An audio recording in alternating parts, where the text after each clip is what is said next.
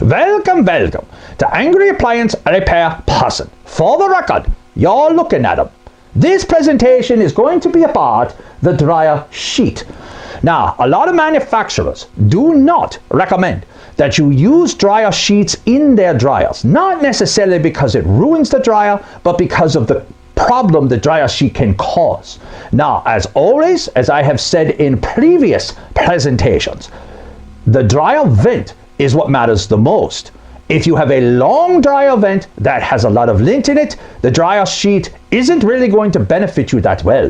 If you have a short vent where the heat can get out and the new heat can get in, then the dryer sheet may put off some of its smell and soften the clothes as it is supposed to do. Now, the biggest problem as a serviceman that I see with dryer sheets are people leave them in the dryers. That you should not be doing. You have to make sure that when you empty the dryer, that dryer sheet comes out with the clothes and you don't leave it in. I can't tell you how many times as a homeowner pulls the clothes out of the dryer into the basket. The dryer sheet gets pulled and it gets close to where the lint filter is. That is where the air gets pulled through to go out the vent. If the dryer sheet sits on the front edge of the dryer where the lint filter is, it will block the airflow and create problems.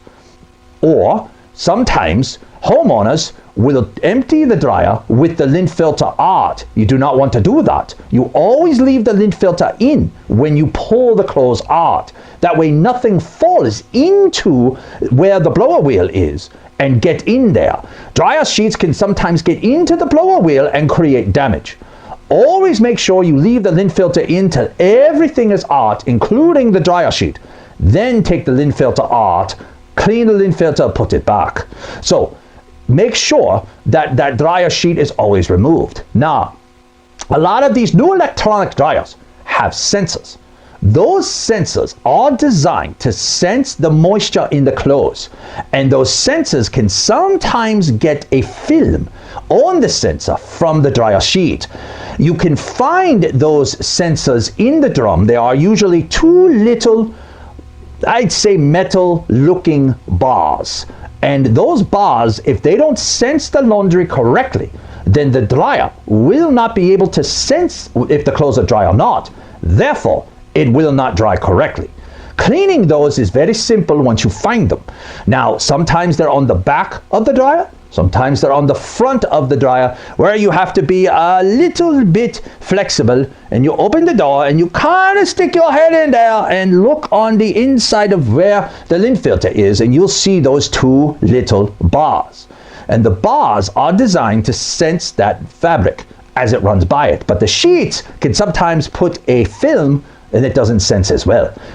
The other thing that I have seen are balls. What's that, smartest man in the house? You know, it's those little balls that have the plastic and they've got the little spiky things on them, and they are supposed to help soften the laundry. But I don't know what brand it is. What do I care? So these balls that people want to use, they actually use the balls to help soften the laundry. Now, I really haven't seen much result in them. That is one of those things that, and I will be talking about this in a future presentation, just because they make it, does it actually work? I will discuss that later. So the way that the balls work, they say that they are supposed to soften the clothes as they move around. I have seen the balls actually dent some of the tubs, because the tubs are very thin metal and they bang around in there depending on what they're made of, and they can actually create a problem. They have the felt ones, they have the spiky ones, you know, it's just a ball, but whatever. So if the balls are used, you just want to be careful that you do not damage the drum. So dryer sheets are okay, in my opinion, as long as you understand that you make sure you get them out. And maybe every once in a while, if you think your dryer's not drying very well on the automatic cycles, maybe try to find them and just take a wet cloth and wipe them a little bit, those bars, so they make sure that they sense. But other than that, as long as you have a good vent is always the key. Most of the time you can get some benefit from the dryer sheet, even though the manufacturers will say that they don't really like them, just because they can interfere with things of the dryer. The senile thought each week is going to be about something that I run into quite often in the internet world. Of course, as I have said in the past, I am a fan of the internet, or I would not be doing this right now. So, you have a homeowner that has already taken the dryer apart because he is a quote-unquote do-it-yourselfer. And the serviceman comes in and says, oh no, it's all torn apart. No serviceman wants to walk into a house and see the appliance all torn apart on the floor. That is not a fun day for that serviceman. The serviceman wants to start finding the problem himself and repair it himself. So, if you are a do-it-yourselfer, try to finish doing it yourself. Or, if you are a do-it-yourselfer, at least put the appliance back together before you call the serviceman. Because then he can at least see, he or she, can at least see that the unit is together and he or she can take it apart and he or she can do the work for you.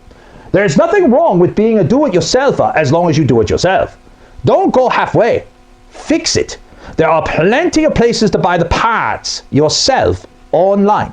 You do not need to get the part from a appliance dealer or an appliance servicer. There are plenty of places you can buy the part. So you don't need to necessarily worry about that. But the do-it-yourselfer, and there's nothing wrong with doing it yourself. I don't see that problem. Just because you are not an auto mechanic doesn't necessarily mean that you can't change your oil as long as you do it correctly. The internet will educate you on a lot of things. If you want to try, fine. Save some money if you wish. Go ahead and try. Time and money matter. As I have said before, time is just as important. So, if you want to take the time to save the money, go ahead. Try to fix it yourself. Go online, try to watch a video or two, now not this one, because as I have said, do-it-yourselfers, do it somewhere else. This is for educational purposes. This is not for repair purposes. With that being said, if you want to be a do-it-yourselfer, fine. There are plenty of videos out there you can watch how people take stuff apart and they want to fix it themselves. So go ahead, try. But if you realize that you're in over your head, don't leave the appliance in pieces for when the service person comes. Don't do that. Put it back together as best as you can so the service person can take it apart themselves and fix the appliance the way that you are paying them to do. So, please, if you are do-it-yourselfer, do it and get it done. Or call someone to do it for you. Don't do the in-between thing. And, as always, we thank you for spending some of your day with us.